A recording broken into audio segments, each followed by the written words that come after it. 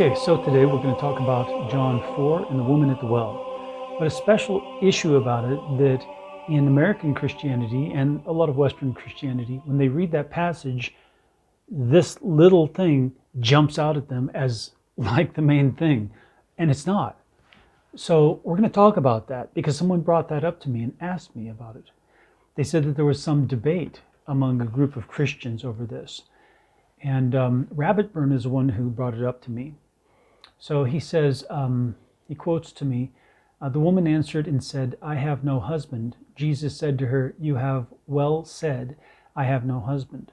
For you have had 5 husbands, and the one whom you now have is not your husband. In that you spoke truly. So that's the passage from John 4:17 and 18. I think it's the King James. He says there is a debate over whether she was in a sexual relationship with someone not her husband, or whether she had a friend. What say you? Okay. Who was the man she is now with? Roommate, lover, benefactor? The context would indicate more than a friend, yet it doesn't go that far to clarify beyond a doubt. Not sure how it plays into the story except to show who Jesus was. Okay, so this is a legitimate question, especially because there's all this speculation about things that are not important in the events in the Bible. And so it's important to understand what those things, what the role of those things are in the event. So this is what I write back. I'm going to read to you the conversation here. It's mostly me, of course. Okay, so the woman who had a few husbands and now a man who is not her husband. I know that's an incomplete sentence, but we were chatting at the time, you know. John 4. Now this is the rooted word translation of verse 18. John 4:18.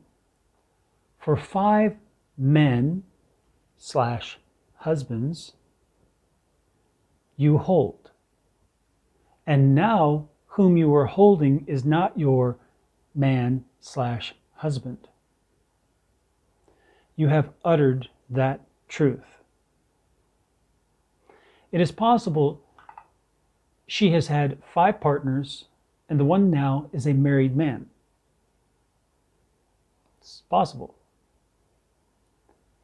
It could mean not your man. Sorry for the noise. Not sure what's making the noise.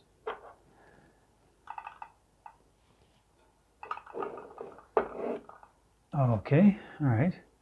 So it could mean not your man. The word is literally just man, aner, but it is the word for husband as well in particular contexts. So the context has to inform you that it is talking about a husband. Otherwise, it means man. Either 5 husbands, this one is not your husband, or 5 men, this one is not your man. Someone else's man. And it doesn't matter either way. She was a Samaritan, and we cannot deduce regulations for marriage or living arrangements, etc. She was not a Jew. She wasn't living according to some sort of code that was from the Bible or from a biblical community. She was a Samaritan. They were a half-breed. All right, so let's keep going. Jesus was speaking a word of knowledge to her. Info he could not have known about her in order for her to know who he was. He introduces the conversation that way about the water. If you had known to whom you speak, you would have asked me for living water. So that sets the tone and the subject, the focus of this encounter. So anything that transacts there is about that. Who is Jesus? You should know who I am, and you should behave differently to me because of who I am. That's the focus of Jesus' encounter with the woman at the well. So to reveal to her personally that he was someone special, he spoke a word of revelation to her about her personal circumstances. Something that no one could know, especially a Jew, because Jews don't talk to the Samaritans. They don't relate to them. Then Jesus prophesied about our times. Verse 21, this is King James. Jesus saith unto her, Woman, believe me, the hour cometh when ye shall neither in this mountain nor yet at Jerusalem worship the Father. Well, the temple is destroyed.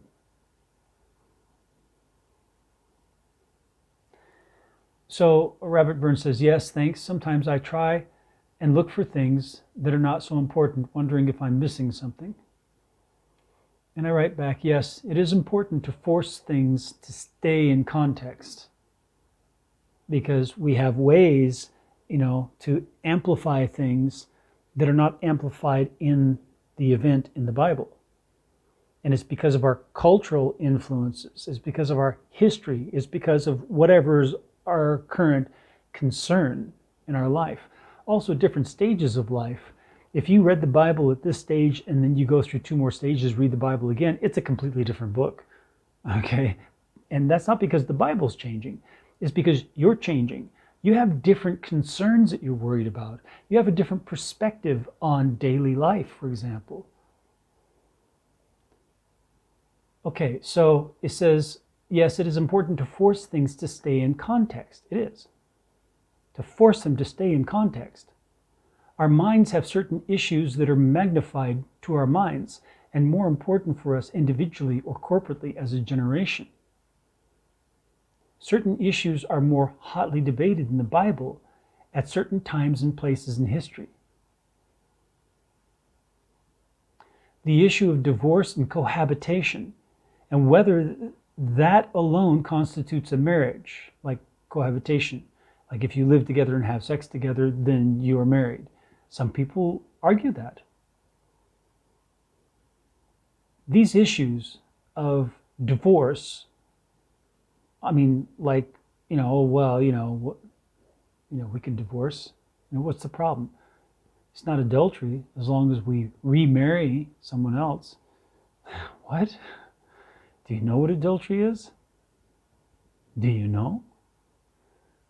Anyway, these are issues that have arisen in America since the sexual revolution began in the 1960s. That's when they really came to the surface. So we can magnify the words about the relationships the woman had and miss the point Jesus was making about himself. And we miss the whole point of the gospel in the events of the woman at the well. We're distracted. Satan wants to distract us. He wants us to think about something else, anything else other than the point that Jesus is making. So we must resist that. And if people want to get in and debate about that, tell them, get thee behind me, Satan. They're functioning as a tool of the devil, as Peter was at one point when Jesus said that to him. And tell them, the passage is about who Jesus is. It's hard to discern from the passage who those men were exactly in relationship to the woman, but we know that the last one was not her husband. And maybe not her man, like maybe he was married to someone else. But it doesn't matter. Whatever the information was that Jesus said to her through that, she understood it, and it was accurate about her situation. He prophesied to her. It was a word of knowledge he spoke to her. And she recognized it, of course, because it was precise. It was what was real. So that's why she ran and told everyone that he told her things about her that he couldn't know. So he must be a prophet. That's the point of the passage. But my point here is that we have to be careful when we're reading a passage, that we keep it in its own context. Now, a lot of people say, yeah, but what about applying the passage?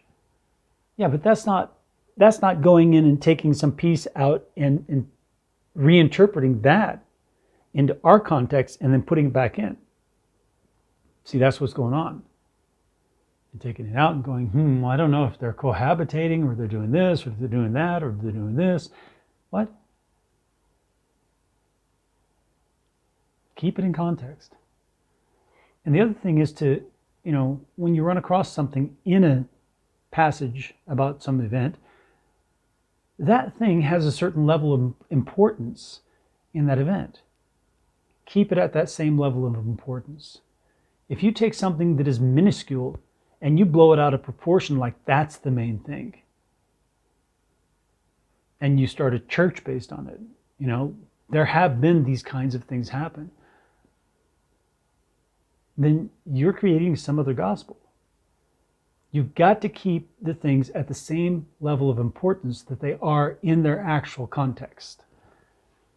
You see, it's not so easy to read the Bible and understand it the way that it was supposed to be heard. You can do it, but it takes work. It takes fortitude of mind. We've talked about that many times. It takes fortitude of mind to force your mind to keep things in their context and to keep things at the level of importance that they are in the actual writing. You can do it. May the Lord bless you as you seek Him with all your heart. Remember to subscribe down below and like the video and share it on your Facebook and other social media. And then make a comment, whether a question or a comment. We read all of them, and we try to respond to all. Get on over to our website, The Rooted Word, and start reading the translation and also the articles we've posted. It's at therootedword.com, therootedword.com. And may the Lord bless you as you seek Him with all your heart.